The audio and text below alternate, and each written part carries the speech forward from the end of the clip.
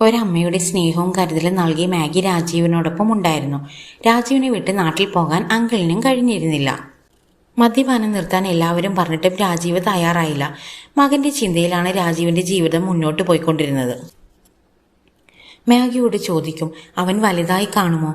സംസാരിച്ചു തുടങ്ങി കാണുമല്ലേ? ആനെ അവനോട് പറഞ്ഞു കാണുമോ? ഇങ്ങനെ ഒരു അച്ഛനുള്ള കാര്യം അറിയാൻ വഴിയില്ല. എവിടെയായിരുന്നാലും അവൻ എന്റെ മോനല്ലേ. എന്നെപ്പോലെ ആയിരിക്കുമോ അതോ ആനയെപ്പോലെയോ? ഇത് കേൾക്കുമ്പോൾ മാഗിക്കും അങ്കിളിനും സങ്കടം വരും. അവർ രാജീവിനെ ആശ്വസിപ്പിക്കാൻ നോക്കും. മദ്യലഹരിയിൽ വണ്ടി ഓടിച്ചു വരുമ്പോൾ രാജീവിന് ഒരു ആക്സിഡന്റ് സംഭവിക്കുന്നു. ജീവിതത്തിനും മരണത്തിനും ഇടയിലുള്ള അവസ്ഥ. അവർ ആനയെ കണ്ടുപിടിക്കാൻ തീരുമാനിക്കുന്നു. ദാസിന്റെ കൂട്ടുകാർ മുഖേന അവർ താമസിക്കുന്ന സ്ഥലം കണ്ടുപിടിക്കുന്നു. ദാസ് ഫുട്ബോൾ കോച്ചായി വർക്ക് ചെയ്യുന്നു. സ്വന്തമായി വീട്, കാറ്, മെച്ചപ്പെട്ട ജീവിതം. ആനയ്ക്കൊരു മകൾ കൂടി ജനിച്ചിരിക്കുന്നു. അങ്കിളും മാഗിയും വക്കീലും ആനയുടെ വീട്ടിലേക്ക് പോകുന്നു, ആനയെ കണ്ട് സംസാരിക്കാൻ. ആനയ്ക്ക് ഇവരെ കണ്ടപ്പോൾ ആകെ ഭയമായി. ആന അവരോട് സംസാരിക്കാൻ തയ്യാറാകുന്നില്ല. ദാസ് അവരോട് മാന്യമായി പെരുമാറുന്നു. രാജീവിന്റെ മകനെ കാണുന്നു. അവൻ രാജീവിനെ പോലെ തന്നെയാണ് ഇരിക്കുന്നതെന്ന് മാഗി പറയുന്നു. അത് ആനയ്ക്ക് ഒട്ടും ഇഷ്ടമാകുന്നില്ല. അങ്കിൾ മോനെ അടുത്തേക്ക് വിളിക്കുന്നു. മോൻ ഞങ്ങളെ അറിയുമോ? ഞങ്ങൾ മോന്റെ അച്ഛന്റെ അടുത്തുനിന്ന് വരുന്നതാ. അച്ഛനോ? ഇതാണ് എന്റെ അച്ഛൻ ഈ നിൽക്കുന്നത്. അത് കേട്ടപ്പോൾ എല്ലാവർക്കും സങ്കടമായി. രാജീവിനെ കുറിച്ച് കുട്ടിക്ക് അറിയില്ല. അവനെ ഓർത്ത് ഓരോ നിമിഷവും കഴിയുന്ന അച്ഛനെ അവൻ അറിയുക പോലുമില്ല. മാഗി രാജീവിന്റെ അവസ്ഥ പറയുന്നു. മോനെ കുറച്ചു ദിവസം രാജീവിന്റെ അടുത്ത് നിൽക്കാൻ വിടണം. മോന് ചിലപ്പോൾ രാജീവിനെ തിരിച്ച് ജീവിതത്തിലേക്ക് കൊണ്ടുവരാൻ സാധിക്കും. ആനി അതിന് തയ്യാറാവുന്നില്ല. ദാസിന് കുട്ടിയെ രാജീവിന്റെ അടുത്ത് വിടണമെന്നുണ്ട്. കുറ്റബോധത്തിലാണ് ഇത്രയും നാൾ ജീവിച്ചത്. ഒരു മനുഷ്യന്റെ ജീവിതം തകർത്തെന്നുള്ള കുറ്റബോധം. ഇനിയും ഇങ്ങനെ ജീവിക്കാൻ വയ്യ. ആനി എന്റെ മാനസികാവസ്ഥ മനസ്സിലാക്കണം. കുട്ടിയെ രാജീവിന്റെ അടുത്ത് വിടണം എന്ന് ദാസ് തറപ്പിച്ചു പറയുന്നു. അങ്കിളിന് ആനയുടെ പെരുമാറ്റം കണ്ടപ്പോൾ തീരെ ഇഷ്ടപ്പെട്ടില്ല. ആന ഒരു കാര്യം മനസ്സിലാക്കണം. ആന ഈ കുഞ്ഞിനെ എന്തോരം വെറുത്തു, ശപിച്ചു. ഈ കുഞ്ഞ് ജനിച്ചപ്പോഴല്ലേ ആനയ്ക്ക് അവനോട് സ്നേഹം തോന്നിയത്? രാജീവ് ഈ കുഞ്ഞ് ജനിക്കുന്നതിന് മുമ്പേ അവനെ സ്നേഹിച്ചു തുടങ്ങിയതാണ്. അവന് വേണ്ടി ഒരുപാട് സ്വപ്നങ്ങൾ കണ്ടതാണ്. അപ്പോൾ രാജീവിന്റെ വേദന എത്രത്തോളം ഉണ്ടെന്ന് ആന ചിന്തിച്ചിട്ടുണ്ടോ? ആനയ്ക്കിപ്പോൾ നല്ലൊരു ജീവിതമുണ്ട്. ഭർത്താവ്, മകൾ, വീട് എല്ലാമായി രാജീവിനെ ജീവിതത്തിൽ കണ്ടുമുട്ടിയത് കൊണ്ട്.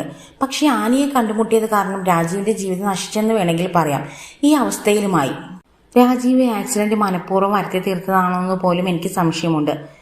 ജീവിതം മടുത്തിട്ട് ഞങ്ങൾ എല്ലാവരും രാജീവിനെ ഒരുപാട് സ്നേഹിക്കുന്നു. രാജീവ് ജീവിതത്തിലേക്ക് തിരിച്ചു മടങ്ങി വരണം.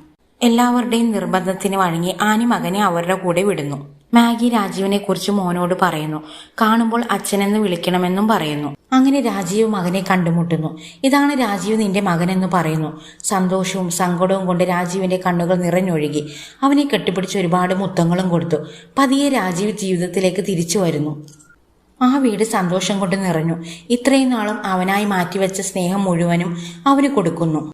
വർഷങ്ങളായി രാജീവ് ഇങ്ങനെ സന്തോഷിച്ച് കണ്ടിട്ട്. കുറച്ചു നാളുകൾക്ക് ശേഷം ആനിയും ദാസും മകനെ കാണാൻ വരുന്നു. അവന്റെ കുഞ്ഞനേത്തിയുമുണ്ട്. ആനി മകനെ കെട്ടിപ്പിടിക്കുന്നു. അമ്മയെ കാണാതെ മോൻ വിഷമിച്ചോ? അവൻ മൗനമായി നിൽക്കുന്നു. അവൻ അവന്റെ അനുജത്തിയെ എടുക്കുന്നു, കളിപ്പിക്കുന്നു. ആനി മകനോട് ചോദിക്കുന്നു, നമുക്ക് നമ്മളുടെ വീട്ടിൽ പോകാം. മോനെ കൊണ്ടുപോകാനാണ് അമ്മ വന്നത്. ഇതെല്ലാം കേട്ട് രാജീവ് അടുത്ത് തന്നെ നിൽപ്പുണ്ട്. രാജീവിന് നല്ല ഭയമുണ്ട് മോനെ നഷ്ടപ്പെടുമെന്ന് ഓർത്ത്. മകൻ പറയുന്നു, ഇല്ല, ഞാൻ അച്ഛന്റെ കൂടെ നിന്നോളാം. ഇവിടുത്തെ സ്കൂളിൽ ചേരണം. വെക്കേഷൻ ആകുമ്പോൾ അമ്മയുടെ അടുത്ത് വരാൻ. ഞാൻ വന്നാൽ അച്ഛൻ ഒറ്റയ്ക്കായി പോകും. അവൻ രാജീവിനെ ഇപ്പോൾ ഒരുപാട് സ്നേഹിക്കുന്നുണ്ട്. അച്ഛന്റെ സ്നേഹം നിഷേധിച്ച ഒരമ്മയായി ഞാൻ മാറിയാൽ ഒരുപക്ഷെ അവൻ എന്നെ വെറുക്കും. മോൻ രാജീവിനോടൊപ്പം നിൽക്കട്ടെ. എനിക്ക് എപ്പോൾ വേണമെങ്കിലും വന്ന് കാണാമല്ലോ. ഞാൻ കാരണം രാജീവിന് ഒരുപാട് വേദന സഹിക്കേണ്ടി വന്നിട്ടുണ്ട്. അതിനെല്ലാം ഞാൻ രാജീവിനോട് മാപ്പ് ചോദിക്കുന്നു. ഇല്ല ആനി, ഞാൻ ആനിയിൽ നിന്ന് പഠിച്ചൊരു പാഠമുണ്ട്. ഞാൻ വിചാരിച്ചത് പൈസ കൊണ്ടെല്ലാം വാങ്ങാൻ കഴിയുമെന്നാണ്. ആനിയാണ് എന്റെ ബന്ധത്തിന്റെ മൂല്യം പഠിപ്പിച്ചത്. മകൻ രാജീവിനോടൊപ്പം നിൽക്കുന്നു. പഠിച്ച് അവനൊരു ഡോക്ടറാകുന്നു. ആനിയുടെ മകൾ വിവാഹം കഴിഞ്ഞ് ഭർത്താവിനൊപ്പം ബാംഗ്ലൂരിലാണ് താമസിക്കുന്നത്. ദാസിന്റെ മരണശേഷം ആനി മകളോടൊപ്പമാണ്. സമയം കിട്ടുമ്പോഴെല്ലാം സഹോദരിയെയും അമ്മയെയും കാണാൻ അവൻ പോകാറുമുണ്ട്.